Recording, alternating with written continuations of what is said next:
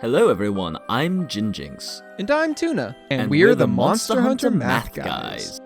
So we already have basic guides covering all the basics you need to know about KT for PC. We also have advanced guides covering her mechanics more in depth. Links to those in the top right. This video is going to be covering all the meta builds for KT on PC. This includes builds for Clothed KT and Nekked KT. Also, using Bombardier and no Bombardier versions. If you're doing Phase 1 runs or struggling with 2-run sieges, it's heavily recommended that you run Bombardier. KT takes double damage from bombs, so each mega bomb is 480 damage per bomb. That's a lot of damage. Juicy. So, let's start off with the Clothed KT builds. For Clothed KT, PARTBREAKER is basically mandatory due to her reward and release conditions being tied to parts broken. It is effectively a 30% DPS increase versus, so make sure you have it for Clothed KT. This is the Thunder Rapid Fire Light Bowgun set for Clothed KT. No weakness exploit because shot type damage does not get to use it against KT. Regardless, this is by far the highest DPS option for KT. It deals 400 plus per shot but has less concentrated damage, so it can struggle at breaking more specific parts due to the spread out damage. We heavily recommend this as your starter option. It's very safe from long range and it has a lot of mobility. KT has some really weird hitboxes. If you haven't fought KT before, her hitboxes are very odd. Feel free to swap bomber decos out for expert decos if you're not using bomb strats. However, Bombardier is highly recommended because the Thunder LBG's damage is already stupidly high. Mods are recoil ×3, and they allow you to move and shoot with rapid fire thunder. Next up, this is the Thunderbow for Clothed KT, one of the two best concentrated damage options next to the Thunder DBs. This is one of the few cases where we consider Crit Eye possibly more valuable than Bombardier because you can't fit much affinity otherwise in this setup. Unless of course you decide to run Affinity Booster, in which case switch the 3 Expert decos to 3 Bombardier decos. Definitely the best weapon choice for breaking off the horn plating. This is due to the high concentrated damage and the range. There are 2 DB options for Clothed KT. Honestly, they end up hitting around the same. One is better with different attacks, so use whichever one you want. On these Kirin DBs, the Mushy level 1 is a byproduct of the set, but can be nice because 10 blue mushes to heal you is very nice. We recommend Health Aug on every melee weapon. Outside of her just hitting you with various chip damage, the big issue is her Lava Breath deals a lot of chip damage and Health Augment helps with this a lot. Also, since KT is on a time limit, you want to spend more time attacking and less time healing yourself with potions. And this is the Dual Destroyers set for KT. This one does require a release deco, but is still a very strong option. If you'd like to try to get some bombs in there, try swapping the Expert decos for Bombardier decos. However, the Kirin Dual Blades outperform the Dual Destroyers when running Bombardier. Either way, both sets work. Use whichever you prefer and have the gems and augments for. Dual Blades are the best melee option versus Clothed KT. This is due to their high mobility and great use of element. You're able to swiftly reposition and keep the damage pressure up. And remember, KT is on a timer. Finally, we have a template build for any Joe weapons you might want to run against Clothed KT. Just change the weapon out to your favorite choice. Joe weapons tend to outperform Diablos and other non-elemental options versus Clothed KT due to the fact that she has 35 dragon hit zone values. This is higher than anything else in the game at the moment. Also, you need PARTBREAKER in your Clothed KT sets, and Blows builds struggle to fit that in without losing too much EFR, due to the high handicraft requirements and non-elemental boost. Pretty much the only exception to this is the gas-powered stick on Greatsword. But for that, just switch the Sharp deco to a non-elemental boost deco and you're Gucci. Next up, we have the Nekked KT builds. These are the Ice Dual Blades for Nekked KT. If you don't want Bombardier because you aren't using bomb strats, then switch out the Charm for an attack charm, and change an Expert deco to an attack deco. However, bombs are heavily recommended against Nekked KT.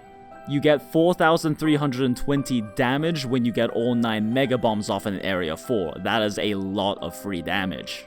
Fire and Ice also works well. Blast Math is kind of annoying to crunch, especially against KT, so we aren't 100% sure which will be the better option. But we're leaning towards Freeze Chains due to the higher Ice hit zone values and Fire and Ice only applying that Ice every other hit. But either work well, and if you already have a Fire and Ice augmented, just use it. The build doesn't change, just switch out the weapon. Ice Bow for Nekked KT looks something like this. Affinity Booster is recommended with this build, but you'll still be dealing high damage per arrow without crits. Not as high as most melee options, but the advantage with the bow is being able to hit the head constantly, giving a nice consistent amount of damage. Also, your Coconuts are very good at KOing KT, and they are very easy to land after a mount, during a para, or after a trip. Focus is purely a side effect of the armor choices, it doesn't really do anything useful. Next up is the Bombardier version of the Ice Bow. The only really useful thing you gain from losing Bombardier is 10 affinity, so honestly, it's very meh. But if you aren't planning on using bombs, then this is the best set for pure arrow damage. But personally, we always run Bombardier versions. Then we have our template build for Joe weapons against Nekked KT. Again, use whichever Joe weapon you like the most, and they are still the strongest options versus KT outside of the ones we just listed due to the 35 hit zone values for Dragon she has. Other than dual blades, ice melee options versus KT just have bad stats, so Joe usually beats them all. Ice Sword and Shield can work, but since Sword and Shield is mostly looking to Falling Bash and Helm Splitter, we recommend Joe as well. Again, the only main exception is the gas-powered stick on Greatsword. It'll still beat the Joe Greatsword just due to the extremely high motion values the Greatsword has. Again, just switch out the Sharp Deco for a non-elemental boost deco in that case. Now, this is the non-Bombardier version of the template Joe build versus Nekked KT. You gain 10% affinity and 1 more handicraft, which is pretty nice. Again, we can't stress this enough. Using bombs against KT is so effective that it pretty much overshadows any other build. That said, this is the best option if you don't want to. But realistically, if you're not running Bombardier, you can run whatever DPS set you want. Next up is the Ice Light Bowgun for Nekked KT. It's heavily recommended that you use bombs and your mines with the Ice Light Bowgun because it simply doesn't deal that much horn damage. This is why the set has special ammo boost and Bombardier, because you want to squeeze what damage you can in. We still haven't confirmed 100% if non-horn damage works against KT. There are rumors it does, however we have seen zero data proving this and have quite a bit of data proving it doesn't. We don't want to potentially spread misinformation. So until PC data miners give us conclusive data, it's safer to assume that damage not to the horn does not reduce horn HP in Area 4.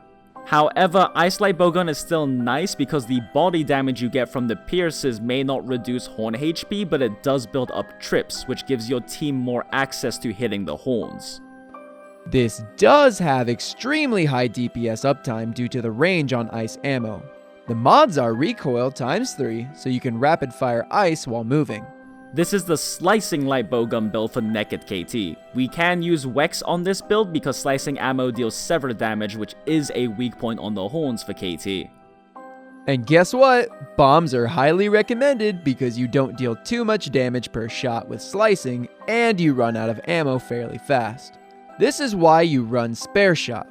Same thing with the mines. You want to squeeze in what damage you can. The sleep ammo on this is nice for getting 1 sleep off for the double bombing, and the sticky ammo can land 1 KO, although fairly slowly. Slot in 2 reload and 1 recoil, so you can fire and reload on the move. Finally, we have our CC builds for Nekked KT. This is the CC Heavy Bowgun for Area 4 KT. This can get a 5cc chain solo, basically a sleep into a para, into a KO, into a sleep, into a para. The second KO isn't possible without teammates adding extra KO. It takes about 4 clips of Sticky 3 to get that second KO, and you simply cannot fit that in the very last para in the chain. While the slot augment isn't 100% needed, it does gain you 1 special ammo boost, which is honestly negligible, but it is the highest damage option you have since you can normally fit in 2 to 3 snipes in Area 4. It is generally recommended that you learn how to use CC Heavy Bowgun before learning CC Bow. It is way more lenient on the chaining. You can afford to miss a few shots here and there and still chain your CC just fine. However, Bow can afford to miss 1 to 2 shots the entire combo. However, Heavy Bowgun is a lot more resource heavy and does deal a lot less damage after you finish CCing. You're pretty much stuck spamming stickies and occasionally shooting a Wyvern snipe. Last up, we have the CC bow build for KT. This can get a 5cc chain solo as well. The second KO after the chain is actually possible on console because we can fit stamina cap up in the build. We're not sure if without stamina cap up whether the PC build can actually manage this or not, but if it does, it'll be extremely tight. However, you do get very close to that second KO, so if your teammates add a little bit of KO damage on the second paralyze, then you are very likely to get a 6 chain. Specifically, the ice bow is used here because it has sleep plus coatings, but also because you can hit over 30 damage per arrow with power coatings after you're out of CC to do. This makes CC ice bow by far the best hard carry option for KT because it lets you get that 5 to 6 CC chain so your team can do a lot of damage. And it can deal fairly high damage afterwards and always be hitting the horns after you're done with the CC chain. It's personally my preferred option for hunting KT, especially if I'm not running with squad mates like doing viewer runs. Also, credit to Tier in the Monster Hunter Gathering Hub Discord set for coming up with the PC CC bow set. That about does it, guys. We have much more in-depth guides to KT on our channel. Definitely check them out if you would like to learn more about Kulve. Also, because we know that KT is more fun in a group, Tuna set us up a new Discord server, the Mathalos Nest. We have specific looking for group channels in there for each console for hunters to group up in, as well as plenty of hunting group channels so you can communicate with each other. Link to the Discord will be in the description. And remember, KT is best taken on with a team, so be sure to share the video with your friends and squad mates. Also, we're going to make a video covering how to CC KT in Area 4, so be sure to subscribe and click the bell icon down there if you want to be notified when that video comes out. If you enjoyed the video, please leave us a like. If you found out something new, let us know in the comments. Happy hunting, hunters! Good luck with your KT weapon drop RNG, and Tuna and I will see you next time. Bye!